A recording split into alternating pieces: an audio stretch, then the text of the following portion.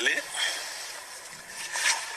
कल माननीय प्रधानमंत्री जी का जो उद्घोषण था, भाषण था, उसके बारे में एक डिटेल आपके माध्यम से देना चाहता हूं।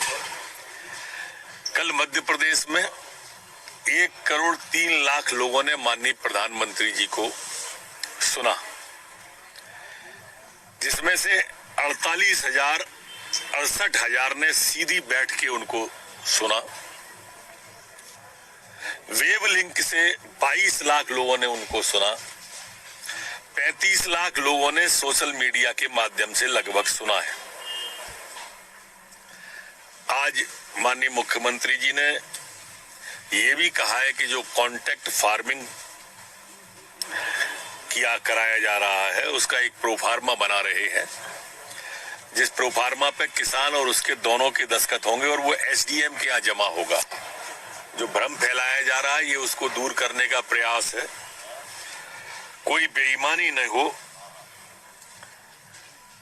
ये है, और कोई भ्रम न फैले, उसके लिए सोशल मीडिया के माध्यम से भी हम अभियान चलाएंगे। धर्म स्वातंत्र विधेयक 2020 आज मध्य प्रदेश की कैबिनेट के द्वारा ध्वनिमत से पारित किया गया है। इसके पारित होते ही 1968 वाला धर्म स्वातंत्र विधेयक समाप्त हो जाएगा। इसके कुछ प्रमुख प्रावधान हैं जो मैं आपके माध्यम से रखना चाहता हूं। 19 प्रावधान हैं। आप कहें तो मैं उनको पूरा पढ़ दूं। 9 अलग हैं, 19 अलग हैं।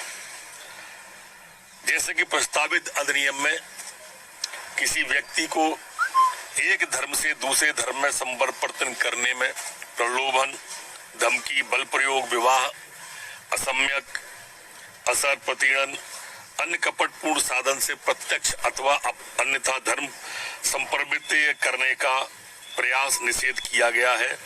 कोई भी व्यक्ति के द्वारा उपरोक्त प्रकार के धन संपरिवर्तन किए जाने का दुष्प्रेषण अथवा षड्यंत्र करने का निषेध इसमें किया गया है। प्रस्तावित अधिनियम के अंतर्गत धर्म समर्पण के लिए विरुद्ध शिकायत परिवाद कोई पुलिस अधिकारी जांच अथवा अन्वेषण तब कर सकेगा जब धर्म संपरिवर्तित व्यक्ति या उसके माता पिता या भाई बहन संस्था के द्वारा शिकायत की गई हो, या न्यायालय से अनुमति से धर्म संपरिवर्तित व्यक्ति से संबंधित रक्त, विवाह, दत्तक ग्रहण, संरक्षितता या अभिरक्षा में हो व्यक्ति की शिकायत पर कर सकेगा। किसी भी व्यक्ति द्वारा अधिनियम का उल्लंघन करने पर 1 वर्ष से 5 वर्ष के कारावार एवं अर्थदंड जो कम से कम 25,000 होगा से दंडित किए जाने का प्रावधान है। नाबालिग महिला, अनुसूचित जाति, अनुसूचित जनजाति के व्यक्ति के साथ अधिनियम के उल्लंघन किए जाने पर 2 वर्ष से 10 वर्ष के कारावास एवं अर्थदंड जो कम से कम 50,000 होगा का प्रावधान है। अपना धर्म छुपाकर अधिनियम का उल्लंघन किए जाने पर 3 वर्ष से 10 वर्ष के कारावार, अर्थदंड कम से कम 50,000 का प्रावधान इसमें किया गया है। इसी तरह से सामूहिक धर्म परिवर्तन, 2 या 2 से अधिक व्यक्तियों का एक ही समय में धर्म परिवर्तन करके अधिनियम का उल्लंघन किए जाने पर 5 वर्ष से 10 वर्ष का कारावार एवं अर्थदंड जो कम से कम 1 लाख का होगा प्रावधान है। 1 से अधिक बार अधिनियम के प्रावधानों के विपरीत किए गए अपराध की स्थिति में कम से कम 5 वर्ष तथा अधिकतम 10 वर्ष का कारावास का प्रावधान है। अधिनियम के अंतर्गत धन संपरिवर्तन के आशय से किया गया विवाह अकृत एवं शून्य घोषित किए जाने का प्रावधान है। इस प्रयोजन के लिए कुटुंब न्यायालय में तथा जहां कुटुंब न्यायालय नहीं है वहां कुटुंब न्यायालय के अधिकार प्राप्त न्यायालय में आवेदन करने का प्रावधान है। प्रस्तावित अधिनियम के अंतर्गत स्वेच्छा से धर्म संपरिवर्तन की वांछा रखने वाले व्यक्ति तथा धार्मिक व्यक्ति जो किसी भी धर्म का हो को धर्म संपरिवर्तन आयोजित करने का आशय रखता हो को उस जिले में जिला मजिस्ट्रेट को जहां धन संप्रवर्तन संपादित किया जाना है वो 2 माह पूर्व घोषणा पत्र देना बंधनकारी होगा। धार्मिक व्यक्ति किसी भी धर्म से हो को धन संवर्तन का आयोजन करता है, अधिनियम के तहत सूचना नहीं देने पर 3 से 5 वर्ष तक के कारावास तथा 50,000 तक के जुर्माने का इसमें प्रावधान किया गया है। प्रस्तावित अधिनियम के प्रावधानों के विरुद्ध किए गए विवाह को नल एंड वॉइड शून्य, अकृत एवं शून्य घोषित करने का भी प्रावधान इसमें है।